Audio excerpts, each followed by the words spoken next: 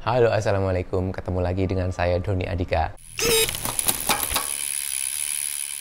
Kali ini saya akan memberikan sedikit review tentang Yoeleo R12 ini. Jangan lupa buat teman-teman klik subscribe channel ini ya. Terima kasih buat teman-teman yang sudah subscribe sehingga sekarang sudah jadi 30.000 subscriber.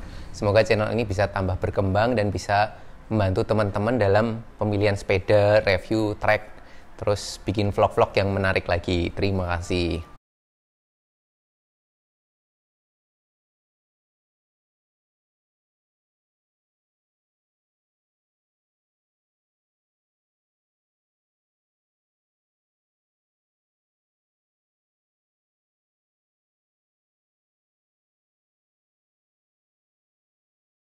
Ini adalah Yoeleo R12. Banyak orang yang masih belum familiar terhadap brand Yoeleo.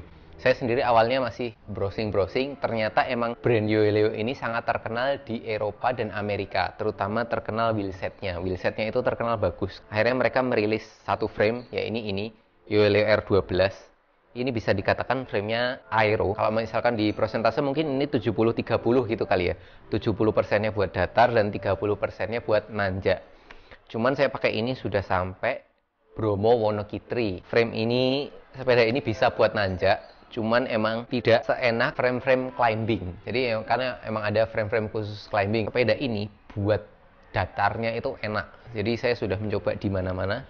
Itu buat misalkan kita mencapai speed 40-50 itu termasuk enteng dan buat nahan speed. Apalagi ini pakai wheelsetnya 50 mili. Ini pakai wheelsetnya Yoeleo juga 50 mili. Itu enak buat nahan speed di atas 40 itu enak. Di sini itu dia pakai BB-nya BB 386 Evo.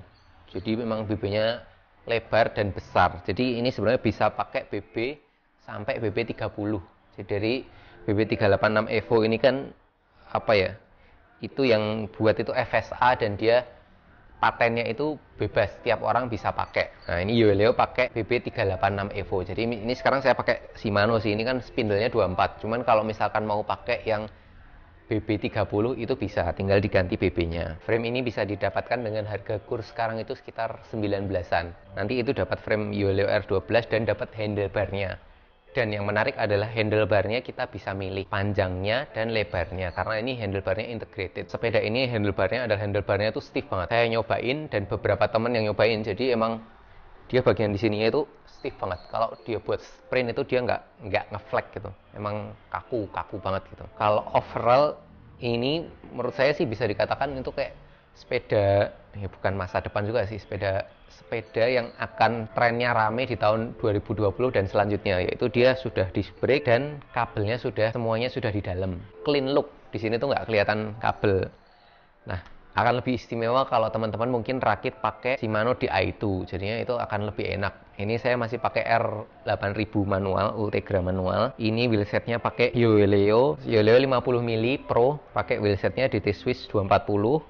Rotor Ultegra, saddle-nya Fisik Antares apa ya. Terus biasanya saya pakai pedalnya 105 atau Ultegra. Ini full bike-nya seperti ini. Sudah ada tempat saya klokomnya. Kemarin terakhir ditembang itu sekitar 7,7 kilo tanpa pedal. Jadi kalau pakai pedal mungkin ini sekitar jadi 8 kiloan kali ya. Terus ini pakai bannya Continental JP5000 size 28. Jadi kenapa pakai 28? Jadi pakai 28 karena frame-frame sekarang itu sudah bisa pakai ban lebar 28. Ini pakai 28 tapi masih bisa sampai 30. Terus kalau pakai ban lebar itu emang secara akselerasi awalan dia lebih berat. Cuman kalau sudah ngebut itu enak, nyaman gitu loh. Karena bannya lebih lebar. Biasanya pakai 25 itu cukup. Kalau mau lebih enteng dan lebih banter lagi. Cuman ini pakai 28 karena ngejar kenyamanan. Kalau misalkan pengen tanya tentang Yoeleo, itu bisa di Instagramnya yoeleo.id. Nanti saya kasih link Instagramnya di deskripsi. Terus saya pakai sprocketnya ini kebetulan saya ganti pakai 1128. Cuman kemarin waktu ke Bromo saya pakai 1132. Frame ini bisa didapatkan dengan harga sekitar 18-19 juta. Dengan harga segini frame ini sangat worth ya. Karena untuk misalkan kita pengen frame-frame aero yang sudah clean look, kabelnya di dalam itu biasanya hanya didapat di frame-frame high end. Cuman kalau teman-teman pengen yang harga lebih terjangkau dan rasa high end, itu bisa teman-teman bisa nyobain Yoeleo R12 ini. Ini buat kebut-kebutan enak. Saya sudah nyobain di Dalkot Jakarta. Kalau di Jogja itu mungkin rute Sedayu dan sekitaran Bantul itu banyak jalan datar. Itu buat ngejar ke sampai speed 50 itu masih cepat, masih enteng gitu. Jadi keunggulannya frame aero tuh kayak gitu. Kita di datar enak. Terus pakai 50 mili itu kita bisa nahan speed banter, cuman nggak berat. Jadi kalau misalkan kita pakai frame-frame all round itu emang secara akselerasi awal dia akan lebih cepat. Cuman nanti kalau di speed tinggi itu biasanya nahan speednya tidak semudah kalau kita pakai frame aero. Jadi kalau pakai sepeda aero itu effortnya buat speed tinggi itu lebih rendah. Frame ini cocoknya buat siapa sih?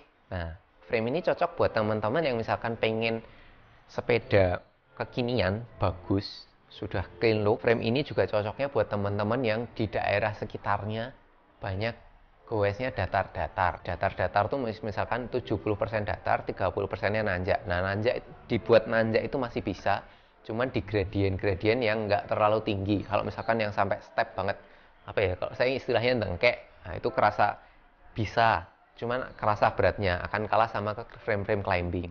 Cuman kemarin saya nyobanya sudah sampai Bromo Wonokitri, cuman Satrio itu malah nyobanya sampai penanjakan. Itu bisa. Nah, itu tergantung kembali ke person masing-masing. Cuman enaknya frame aero itu adalah di bagian goesnya itu kerasa banget stiffnya. Jadi kalau kita di goes yut dia akan lari terus laju gitu. Itu aja review Yoeleo R12 dari saya. Nanti mungkin teman-teman kalau ada yang mau ditanyakan silahkan ditanyakan di kolom komentar atau bisa ditanyakan ke Instagram saya @doniadika. Terima kasih Lur. Kalau teman-teman mau tanya-tanya frame ini nanti bisa ke Instagramnya juga di Yoeleo atau yoeleo.id. Nah, nanti di situ ada admin yang balas teman-teman pertanyaan tentang sepeda Yoeleo ini. Overall saya sangat puas dengan sepeda ini. Sepeda ini bisa diajak ngebut Lur, luar biasa. Jangan lupa klik subscribe dan nyalakan tombol loncengnya. Terima kasih Lur.